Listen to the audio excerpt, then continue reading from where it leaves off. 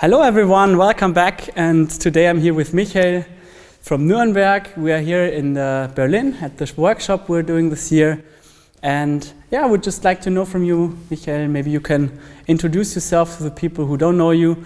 Who are you and what do you usually do in your life? Hello, my name is Michael.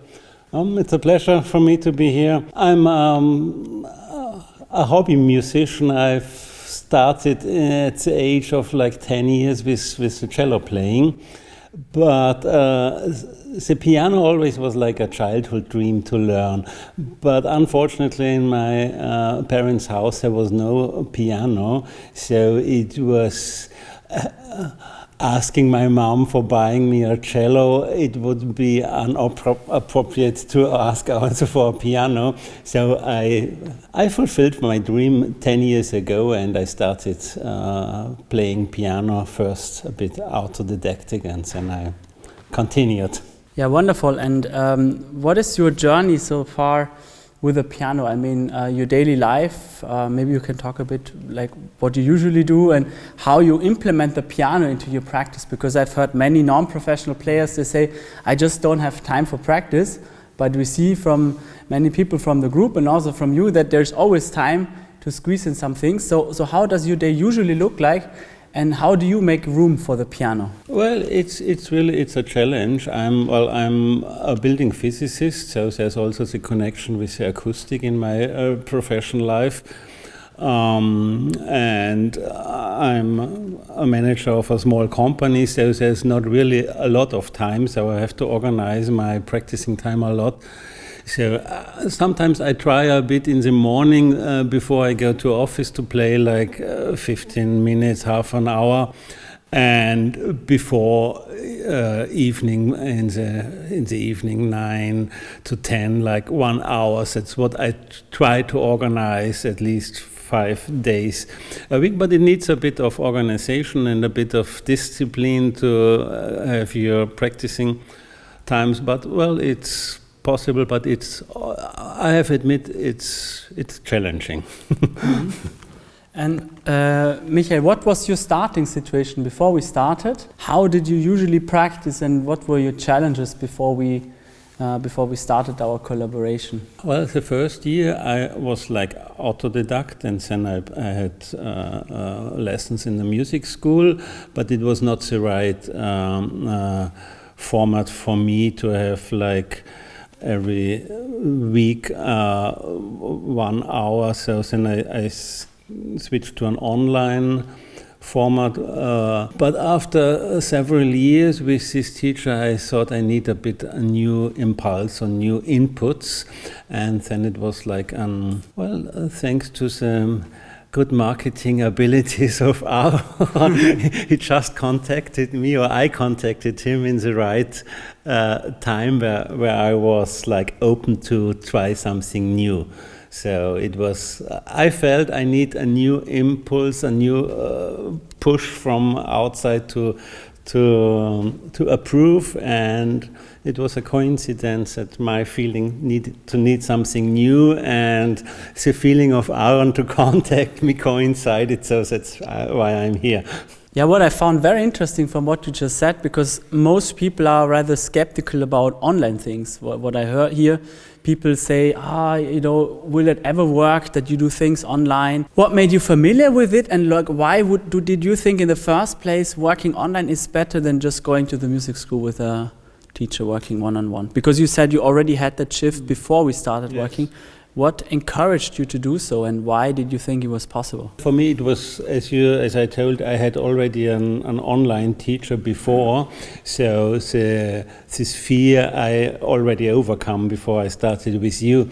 Well, I have learned foreign languages online, and then it's really easy with online format. So I think that lowered a bit my skepticism about it. I knew it can work, but it needs. Well, like I have seen it with my kids when in the pandemic, when they had online school. So it depends a bit on the character. One of my daughters, she made it quite well. The other one struggled a lot with the online format. I think it's not appropriate for every person, but some persons who are quite independent in structuring the practicing.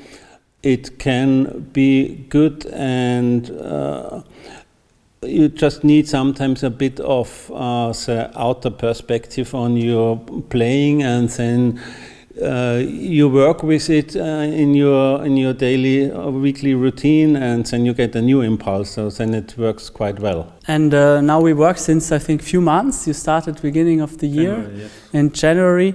What has changed for you since we worked together? Like, what were your main improvements, or where did you learn the most about your own practice? Well, as I come from the cello playing, I start with this comparison. You have to do a lot with one tone, how to give impression to or colors to a single tone. And I didn't put so much attention to it with the piano playing, because I thought, well, you just you press the keys and there comes music.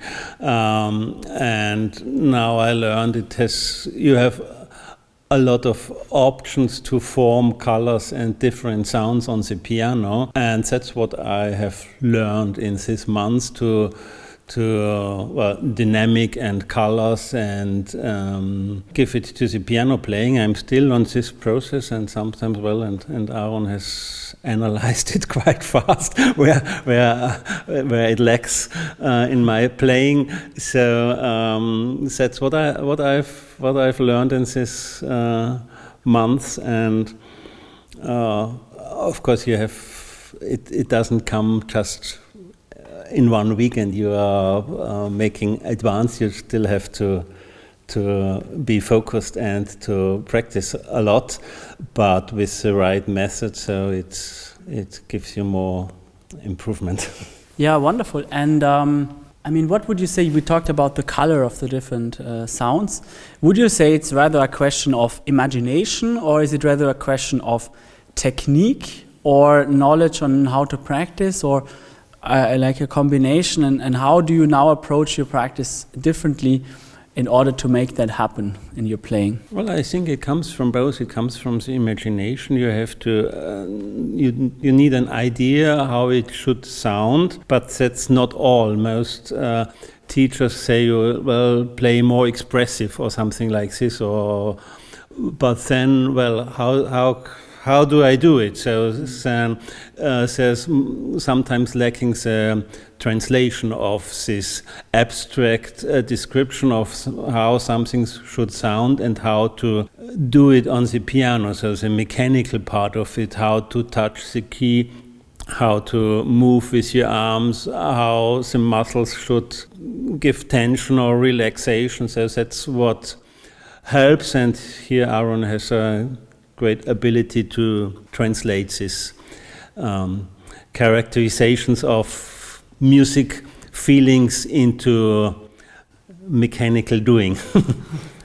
Yeah, that's exactly the core part of my method, is to break these emotional and spiritual things down to things that you can actually do on a day-to-day basis, and how you can develop it. Now maybe we can talk a little bit about the workshop. I don't know, maybe you also visited master classes with the cello. What would you think is the special thing of working with mostly hobby players, and how did you like the workshop so far? Well, in this masterclass, one thing, the level is quite different. So there are some, I think, on the step to playing professional, and others are on a lower level still, but that is not the issue, because sometimes there are the same problems and you can learn from other ones also. And normally I'm with my tight time budget, I'm not attending the whole Saturday master classes. But now here in Berlin, I've listened to all of them, and it's a good experience to hear that others sometimes have the same problems or other problems, and you can learn from it. Yeah, I know. I told colleagues of mine that, we often mix the levels as well in the classes, and they were, how does it work and so on. But I always thought it is actually a very good thing if someone who's rather in the beginning sees on what the challenges are if you're more advanced, and also for someone who's more advanced to learn, especially on how you improve these little things, because the learning processes in the brain are also similar, no matter on which level you are, just the problems are different, right? The problems you're facing. So I always found it very helpful to also reflect on this on different levels. Thank you for being here. Maybe one last thing. Do you have, what do you think a hobby player should bring with him or her if they want to really make good progress? A lot of dedication and keeps the fun of playing, so that's the advantage we as non-professional musicians have. So it should make fun, and I think that's it. Perfect. Then let's have fun this afternoon and evening at the dinner.